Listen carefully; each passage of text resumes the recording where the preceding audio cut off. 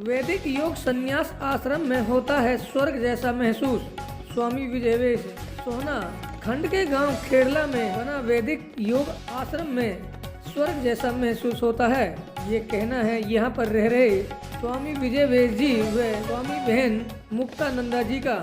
उन्होंने सामूहिक रूप से बताया कि जनता का प्यार ही उन्हें सर्वोपरि है। उन्होंने कहा कि इस आश्रम में गांव की महिलाएं प्रतिदिन सुबह यज्ञ करने के लिए आती हैं, चाहे वर्षा हो या आंधी आए, मगर यहाँ महिलाओं द्वारा किया जाने वाला यज्ञ होता ही है।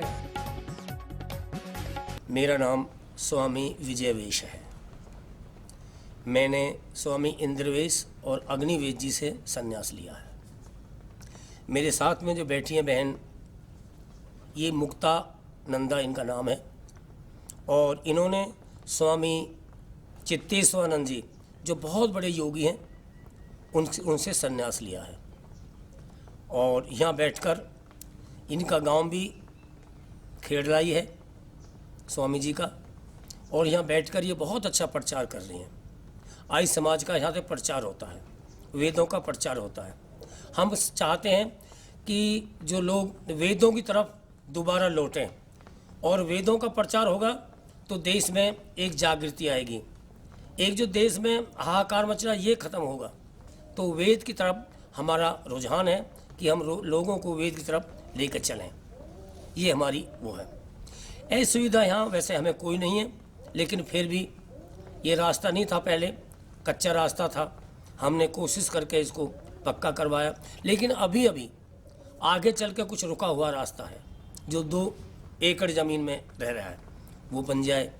जैसे ही हमारा रास्ता है, ये 5.5 फुट का रास्ता है, इसमें हमें 11 फुट का या 15 फुट का रास्ता ये बन जाए तो यहाँ गाड़ी आने में सुविधा रहेगी। ये है। वैसे लोगों का बहुत प्यार है हमारे प्रति, लोग प्यार करते हैं, लोग आते हैं। रोज़ाना 15-20 पुरुष और महिलाएं रोज़ यज्ञ में पहुँचती हैं। वेद पाठ होता है, स्वामी जी वेदों का व्याख्यान करती हैं, वेदों के ऊपर बोलती हैं, वेदों के बारे में बताती हैं कि वेद क्या है, वेद की क्या मतलब वो है, सारी डिटेल से ये वेदों के बारे में बताती हैं। वैसे मैं इसका नाम और बता देता हूँ। इस आश्रम का नाम है वैदिक योग संन्यास आश्रम सोमधाम खेड़ला के नाम से प्रसिद्ध है। हमें यहाँ वैसे आसपास के गाँव से हमें हर साल अन्न मिलता है गऊओं के लिए।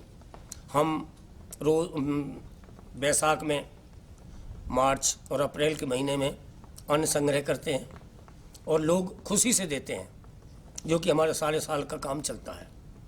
और हम जगह जगह यज्ञ करने जाते हैं। जागृति, लोगों में जागृति, गृहस्थ कैसे सुखी रहेंगे इसके बारे में लोगों को बताया जाता है कि आप कैसे सुखी रहोगे, गृहस्थ कैसे सुख पूर्वक बनेगा। ये सारी बातें हम लोगों को बताते हैं। हमारे पास गाय हम 15 से और 20 के बीच में रखते हैं, ज़्यादा नहीं रखते, क्योंकि हमारे पास जगह बहुत कम है। जगह हो तो मेरी इच्छा है कि हम गऊओं को बहुत ज़्यादा भी रख सकते हैं।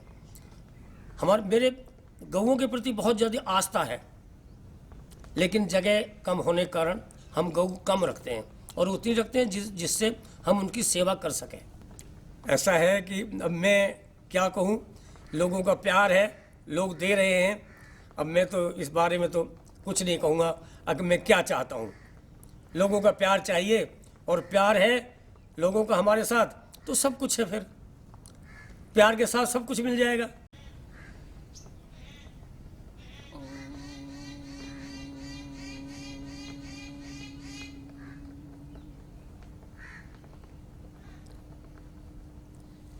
यहाँ पर जो माताएं आती हैं, जिनका भगवान के प्रति समर्पण भाव होता है, जिनको अध्यात्म से लगाव होता है। संसार में सबके घर में सुख सुविधाएं हैं, लेकिन संसार की सुख सुविधाओं में दुख मिला ही हुआ है। ये 100% गारंटी है। तो हर कोई सुख चाहता है। कौन सा सुख? जिसमें दुख ना मिला हो। परमात्मा की भक्ति, परमात्मा का रास्ता एक ऐसा है जिसमें कोई दुख नहीं। कष्ट तो हर रास्ते में आते हैं, लेकिन उसे पाने के बाद जब परमात्मा की भक्ति के साथ वो ज्ञान अंदर से उदित होता है, उसके बाद कोई भी दुख शेष नहीं रहता और सब यही चाहते हैं हमें कोई दुख ना रहे।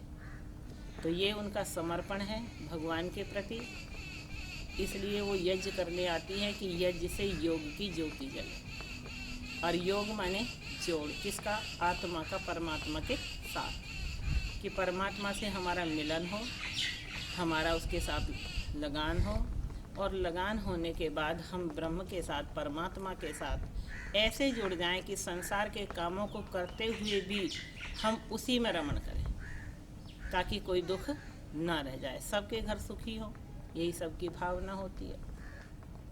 तो इस उद्देश्य से वो आती हैं भक्ति भाव से। खबरें जो आपको सीधे जोड़ती हैं हमसे, जिनका आपकी जिंदगी पर होता है सीधा असर, खबरों की वही तस्वीर, बिना बदले बिना डरे, जज्बा सच का लिए, सच दिखाते हैं।